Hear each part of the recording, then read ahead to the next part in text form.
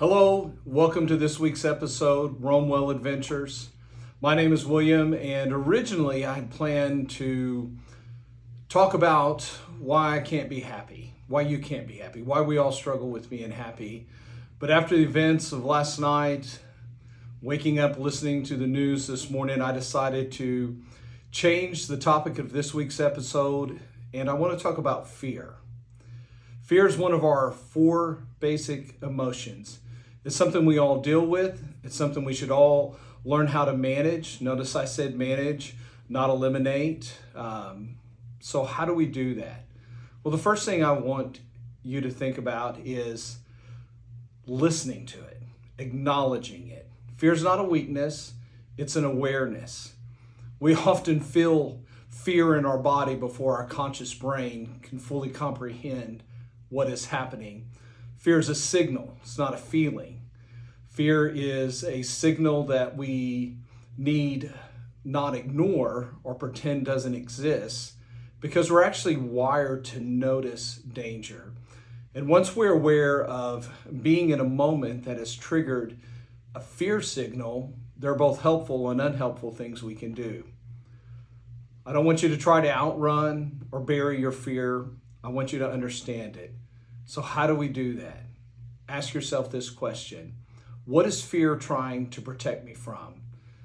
A few weeks ago, I was out on my 0500 morning walk and I heard something behind me. I heard the pitter patter of feet behind me in the dark. And in that moment, I had a couple options. Pretend I wasn't hearing anything or turn and face the noise in the dark. Fortunately, just as I turned, I saw a dog coming for my ankles. Listen, facing my fear protected me from being attacked.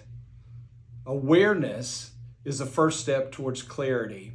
Once we're aware of it, we can act.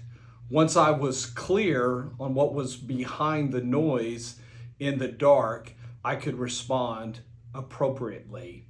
Again, the goal isn't to eliminate fear. It's to reduce its control over us.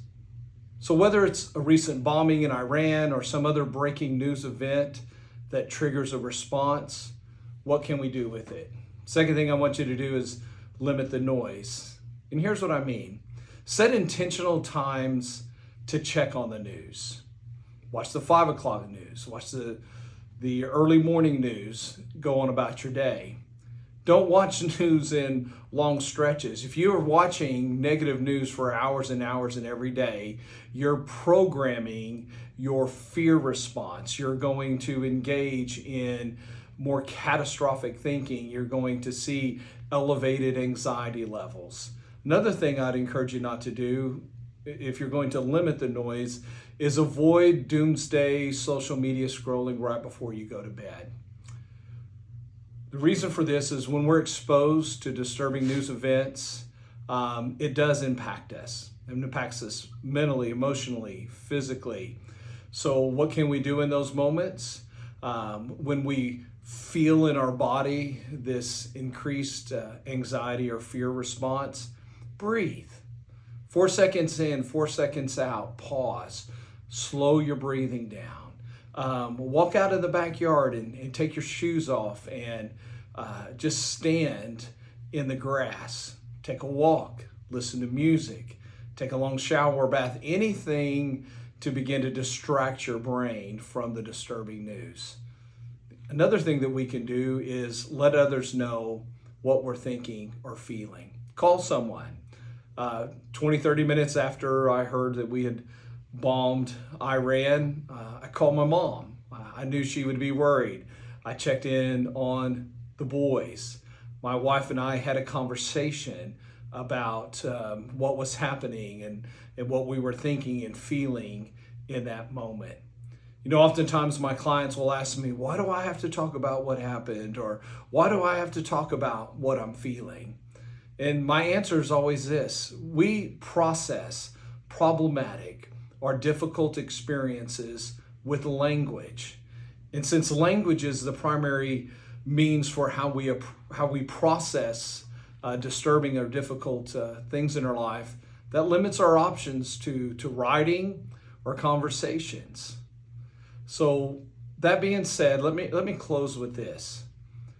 I want you to talk to somebody because fear multiplies in silence. If you're feeling afraid, talk to someone, journal. You can even record your comments in the section below.